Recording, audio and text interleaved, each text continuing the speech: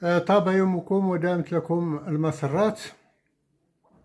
سأخصص هذا التسجيل للمرافعة لصالح المريض والمرضى بصفة عامة، على إثر النقاش والانزعاج الذي أثاره البيان أو التقرير، حيث تحدث عن هامش ربح للصيدليات يصل إلى ما بين 47 و 57. كان هذا الخبر مزعجا. طبعا الموضوع شائك وعويص،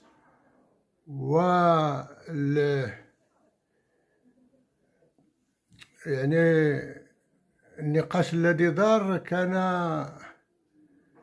المريض غائبا فيه إلا من باب التشكي والضجر، ولذلك هيمنت وجهة النظر التي تبرر ذلك الهامش، وسأحاول أن أرافع هنا لصالح المريض، وأتمنى إذا كانت هذه المرافعة موفقة أن يقوم المعنيون وهم نحن جميعا بتوسيعها لنطاق واسع ليتحول إلى قضية أتمنى أن تطرح في الإعلام العمومي، لأن المسألة فعلا قبيحة. أنا عشت لحظات من هذا الإحساس بالغبن، فعندما كنت أعالج التهاب الكبد أوائل هذا القرن لاحظت أن فاتورة الدواء يمكن كان الريبافيرين تتضمن 1800 درهم ضرائب وجمارك، وأنا في حالة ضعف وإحباط أحسست وكأن الحكومة تعاقبني بسبب المرض. يعني المريض نعاقبه لأنه مريض، لأنه ضعيف، يعني هذا هو اللؤم، قمة اللؤم. أحسست وكأنها تطلق علي رصاصة الرحمة. يمكن نكون تناولت هذه القضية في زمن الطلبة والعسكر. وفي نفس الوقت سمعت ذلك الوقت أن هامش الصيادلة يبلغ 30%. طبعا هذا هو اللي كان فعلا من الستينات، وعدل في عهدة الوزير الوردي لهذا الشكل الذي نحن عليه، وهو أبشع. ما أتيح لي أن أستمع إلى دفاع الصيادلة على لسان شخصية في قمة الهرم المهني والنضالي في المجال الصيدلي والحقوقي، أقصد الدكتور عزيز غالي. طبعا أنا تشجعت للحديث في هذا الموضوع لما سمعت الخطاب الدكتور عزيز غالي، لأنه هو مناضل وفي مجال الحرفة. أما الآخرون الذين يتحملون المسؤوليات الإدارية حاليا فقد استمعت إلى ردودهم على بعض القنوات، كانت ردودهم غامضة ومريبة وغير مقنعة، فهو تصدى لهذا الموضوع وهو مشكور على ذلك. فلاحظت أن هناك إخلالا بشرط الحوار، كان هناك تغييب لصوت الضحية وهو المريض، ومن طرفه اعتمد دفاع الصيادلة، وأنا أنسبه إليهم هذا الدفاع، وإن كان الأستاذ يقول في بعض الأحيان أنه يتحدث باسمه، ولكنه يذكر أيضا أنه طلب منه بعض الصيادلة أو الناس المعنيين بالمجال أن يتحدث في الموضوع، ويستند إلى حجتين. الأولى أن الرقم الذي أعلن وهو 57% ليس دقيقا، أو ليس هو الرقم الحقيقي. وطبعا هذه إذا طعن في الرقم هل ستنتهي المسألة أم لا؟ ثانيا تمويل المهنة، يعني بصفة عامة هو يتحدث عن تمويل المهنة. سأبين ذلك. اللي بغى يشوف الحوارات ديال الدكتور وهي مهمة لا في شرح، يعني اللقاء الأول معك مع يمكن مدار 21، والثاني مع بديل، والثالث مع أشكاين، يمكن أشكاين. على كل، بالنسبة للحجة الأولى وهي أن الرقم غير صحيح، يقول نسبة 57 من ثمن البيع بالثمن المصنع، وأن انفعال الناس كان باعتقادهم أن هذه النسبة هي نسبة ثمن البيع، ولكن الحقيقة أن حتى النسبة التي أبرزها الدكتور وهي تبلغ في حوالي 85% من الأدوية التي يحتاجها المرضى أو التي تتداول، يبلغوا 33% فاصلة 90، معناه 34%. 34% كارثة، 34% كارثة.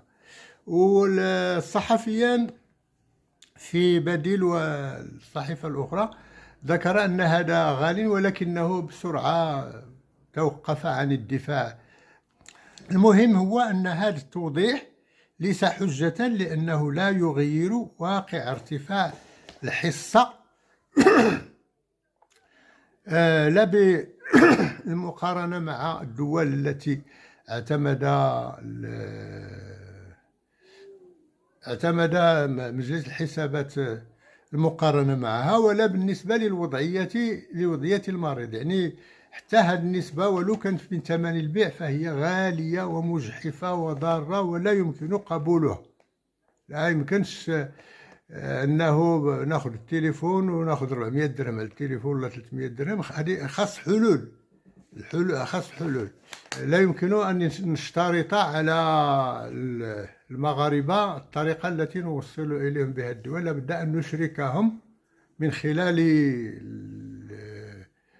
المؤسسات مثل الكنوبس والسينياسيس وهذه الجمعيات التي تقوم وسيطا بين المريض ومنتج الدواء ومصدره. لابد أن نلقاو حوار هنا باش نشوفوا، لأن ما يمكنش هكذا نمشيو في هذا الميدان هذا. أنا نجي لهذه النقطة هذه. كانت هذه هي الحجة الأولى، خصص لها الدكتور جلسة كاملة على السبورة، وفي لقاء آخرين تطرق للبعد الثاني. يعني هذا أول رد فعل كان هو لكبح غضب الناس، هو أن نبين لهم أن هذا ليس من ثمن البيع كما اعتقد الناس. طبعا ليس من ثمن البيع، ولكن مع ذلك يبقى كارثيا، يبقى ظلما وحيفا. لذلك هذا البيان لم يكن كافيا، ولذلك عاد الدكتور مرتين للموضوع. إذن شو الحجة الأساسية التي يراد أن يقال إن هذه النسبة ليست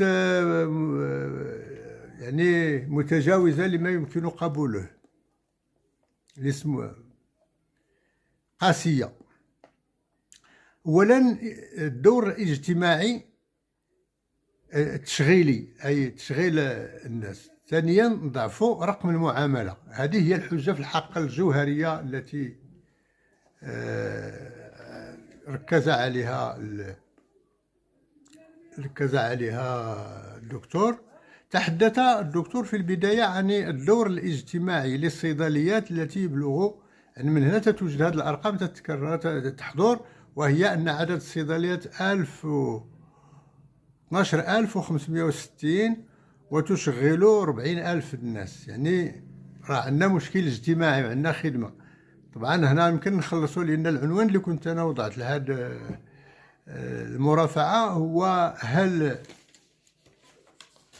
المريض، يعني واحد العنوان شوية صعيب، أو صادم، ولكن لا بد منه، وهو هل المريض وكالة للتشغيل أو لتشغيل العاطلين. طبعا هذاك العنوان وضعته في البداية. يعني هو تحدث عن عدد الصيدليات وعدد المشتغلين فيها أي الأسر، وتحدث في الأخير عن ضعف رقم المعاملات الذي يتراوح يعني متوسطه بين 80 مليون و 100 مليون، وأن حوالي 3000 صيدلية مهددة بالإغلاق. وفي سياق مقارن أثار المحاور الثاني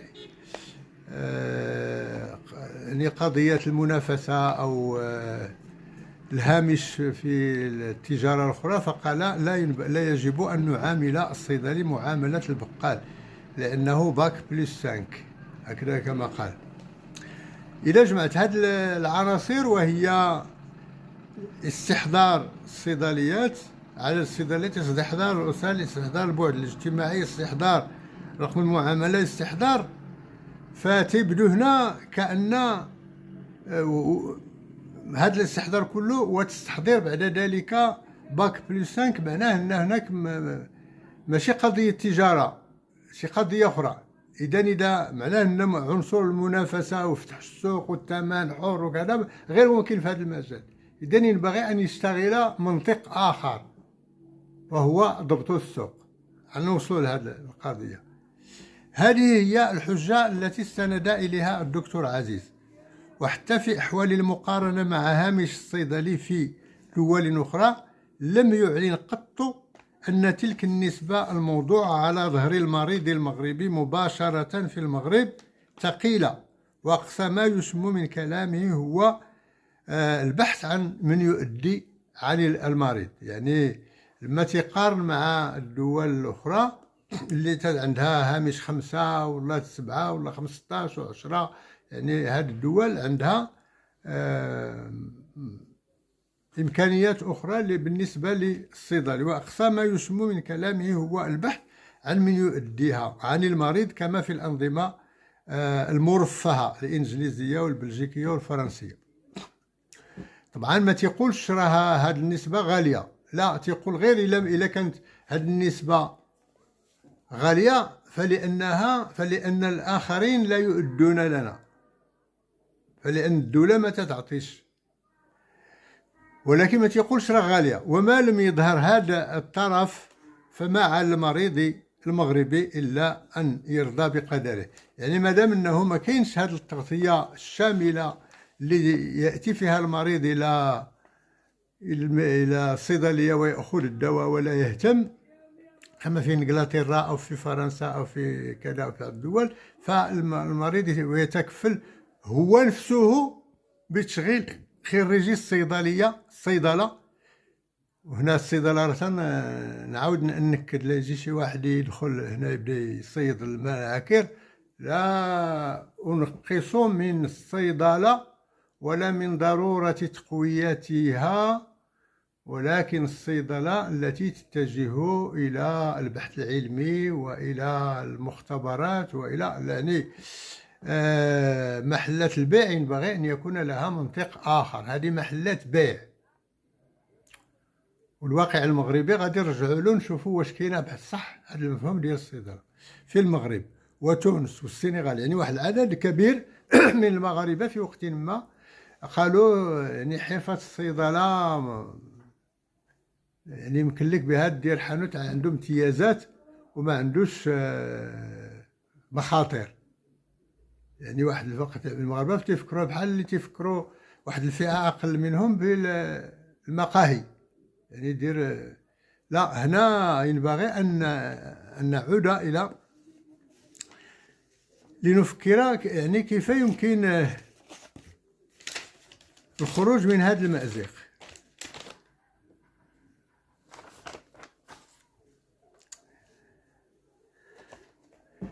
قلت أما بعد من زاويتنا نحن المرضى في الواقع المغربي الذي لا يمكن أن يكون فرنسيا ولا إنجليزيا ولا بلجيكيا. يعني احنا ما يمكنلناش اليوم نقولوا يا إما أن الدولة تقوم بأداء تحفيزات وتعويضات للصيادلة على نحو ما في هذه الدول، وهي الدول الاستعمارية التي نهبت العالم كله وأقامت أنظمة يعني هي دولة صناعية على كل الآن تنتج، ولكن بنت ذلك على تاريخ احنا ما داخلين شي فيه. احنا نحتاج إلى عقود، يعني سرنا في الطريق الصحيح، يعني بعد 3 عقود أو 4 ربما نوصلوا لهذيك الحالة أن نؤدي هذه النسبة. يعني احنا قلت أعيد من زاويتنا نحن المرضى في الواقع المغربي الذي لا يمكن أن يكون فرنسيا ولا إنجليزيا ولا بلجيكيا في عقد ولا عقدين ولا 3. نرفض أن نؤدي هذه النسبة، وعلى الصيادلة أن يبحثوا المشكلة ظرفيا، يعني في انتظار أن نصبح كما هو في الدول الأخرى ظرفيا مع الوزارة ومع الأطراف الأخرى المتكفلة بالدواء، مثل هذه المؤسسات ديال الضمان الاجتماعي والاحتياط الاجتماعي والميتيول وغيرها. طبعا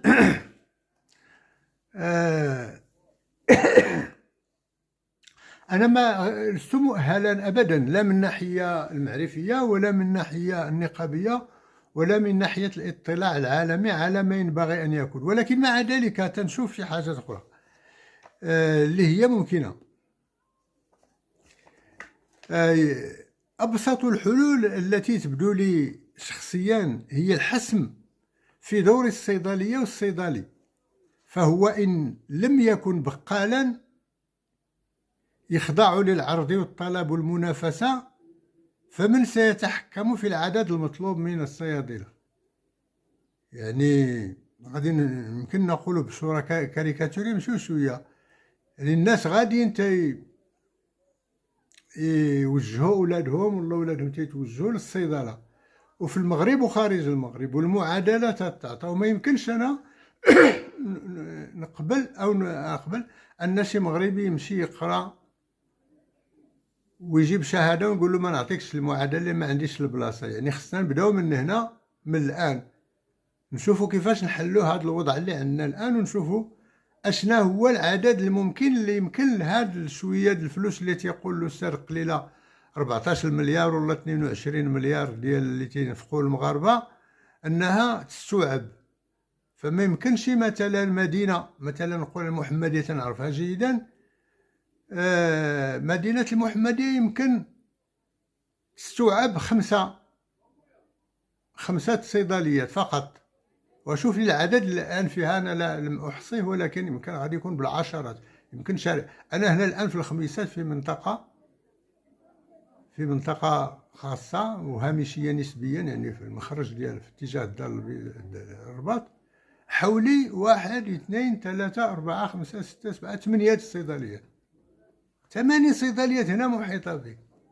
وهما الآن ربما يعتبرون الصيادلة يعتبرون من المكاسب أنهم كسروا عدد المسافة التي يمكن أن تكون بين صيدلية وصيدلية، والتي كانت يمكن في 300 متر. فإذا إذا كان هذا بيع وشراء اللي فيه المقابل ديالو فقط هو تنزل الدواء وتسلموه، فخص هذا واحد المنطق ما تكونش نسبة الإرباحية اللي تتحدد عدد الصيادلة. وإلا إلا طلعنا من 12,500 ونوليو في 24,000، خصنا نرفعو ثمن النسبة إلى 100% من ثمن المصنع، ثم 200%، ثم 300%، حتى نقضي على آخر مريض. هذا المنطق خصو يوقف.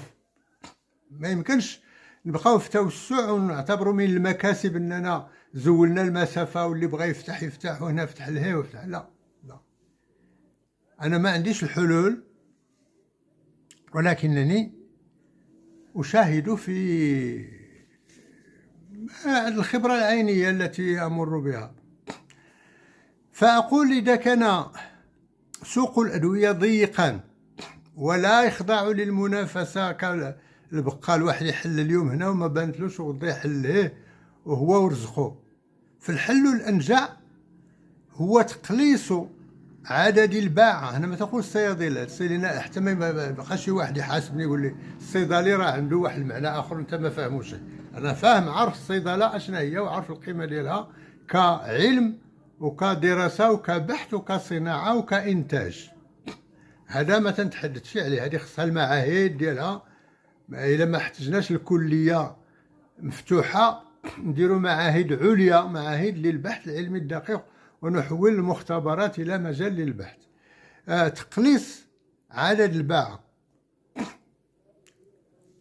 وهذا لا يحدث أي ضرر بالنسبة للمريض. المريض مستعد أن يتنقل من حي إلى الحي المجاور أو من مسافة داخل المدينة إذا كان يعلم أن الثمن سينخفض إلى مستوى أقل.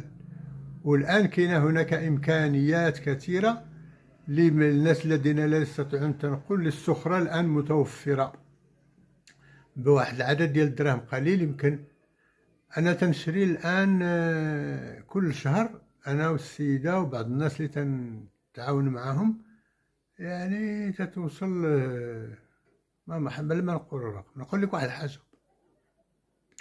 من شهر 6 يعني شهر 6 من السنة الماضية إلى الآن، الملفات التي دفعتها إلى الكنوبس استخرجوها بالأمس فقط لمجرد الفضول، لأن لاحظت أن بعض الملفات لم تعوض، وهي 3 ملفات، وحدة رفضت وملفان احتسبوا فيهما فقط 125 درهم، أي جزء من الوصفة الطبية. معدل التعويض شيء على شيء هو 38.80% في الجميع. فالهيئات التي تقوم الآن بالتعويض عن الأمراض مثلا الكنوبس والسينيسيس هذه يقول 70% و 80%، هذا الكلام فقط. ثم هو المجموع كاين واحد مرفوض وجوج ما تعوضوش فيهم كذا، والاخرين النسبه ديالهم ما تتجاوزش 50-60% من. فاذا المريض راه الان ضحيه بين هذه الاطراف كلها، وهي ما يمكن منظمات الاحتياط الاجتماعي والضمان الاجتماعي الاستقالة لان عندها واحد المجال باش تعوض. يعني اذا تضررت من ثمن الادويه فهي تترد الحر ديالها كي تيقولوا المغاربه في المريض، فيكون التعويض سخيفا والرفض غير مبرر وغير مقبول. تخيل مثلا ازاله، هكذا الطبيب داير ازاله جسم غريب، يعني وشحال فيها 300 درهم للطبيب و200 درهم للادوات اللي استعملها و300 درهم للعملية نفسها. أزال دجاجة دخلت في الجلد، مشيت للمستعجلات ودرت هاد العملية هكذا وأعطوني فقط 125 درهم. فمع من تهدر؟ يعني هنا ما كاين مع من تهدر. يعني كاين حنا الآن ما بين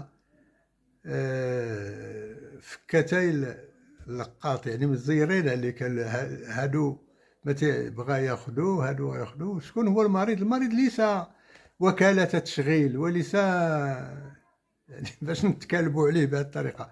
أولا الحل الأول هو ضبط أو محاولة تحكم من الآن، إصدار قانون يحدد الإمكانيات التي توجد ويعلم منه الجميع، ولو أننا نعمل واحد العامين ولا 3 سنين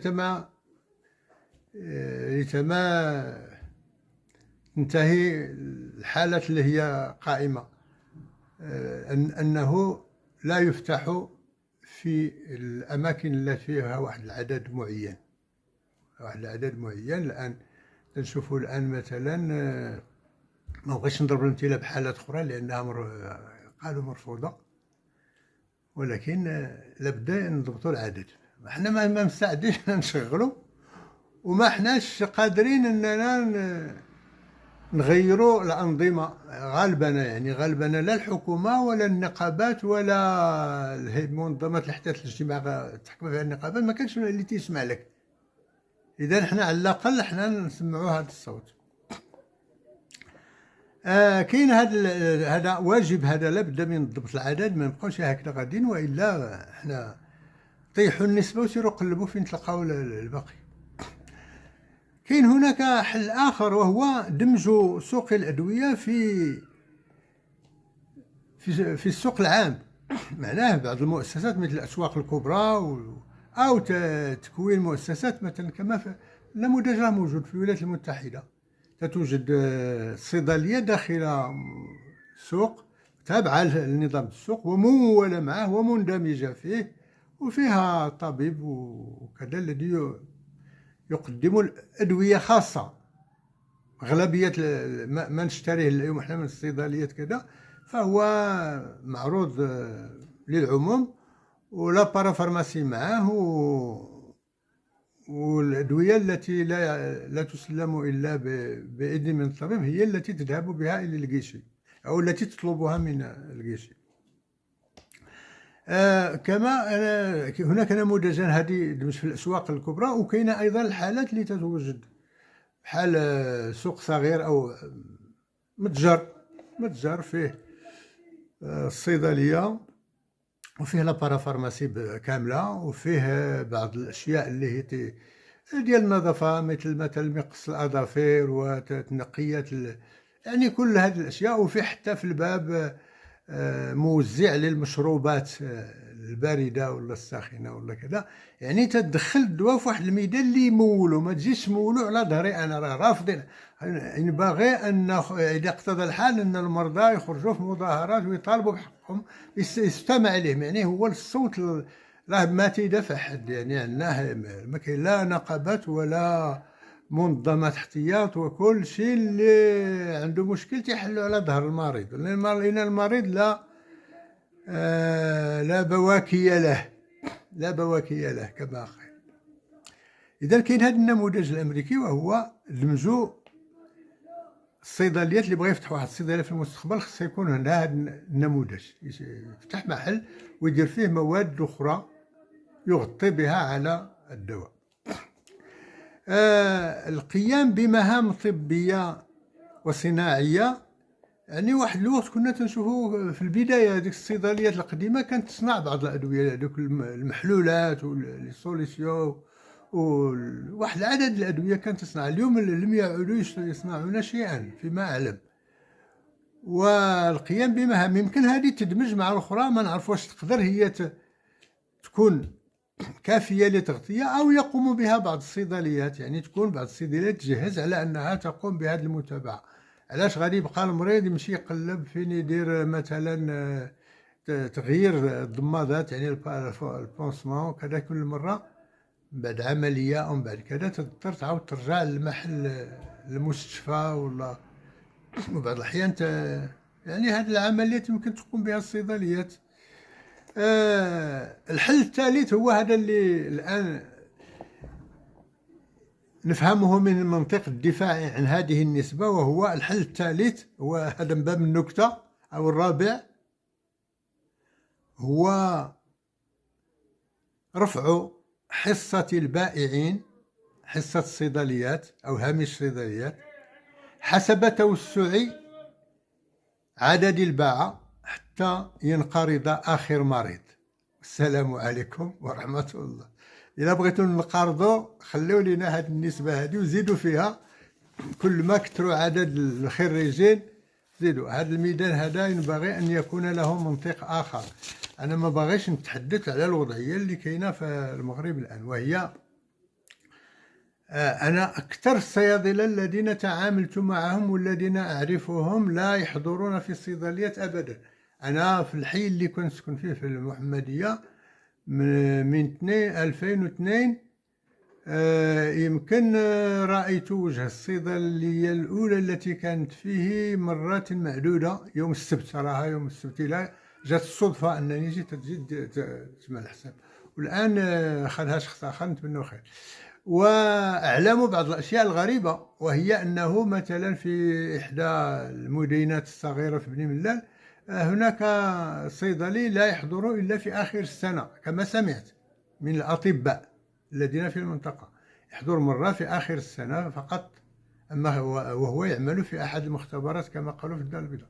أعلم حالة أخرى في مدينة شاطئية، سيدة كانت عندها صيدلية وتزوجت وسافرت إلى هولندا، وبقيت الصيدلية تشتغل سنين طويلة، والله أعلم ما نعرفش المصير ديالها الآن.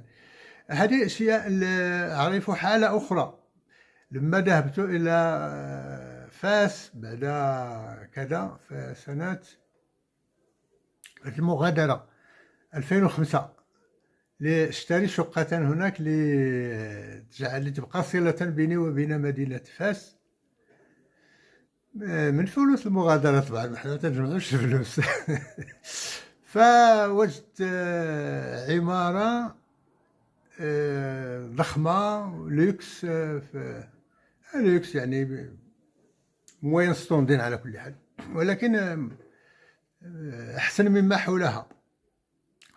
فسألت الحارس قال لي هذه راه ديال واحد السيدة فرماسيان، وإلا انتظرتي شوية راه ما تتبيعش دابا، ولكن إلا شافتك راه تتبيع غير لبعض الناس وتتقول حتى يكمل عاد تبيع.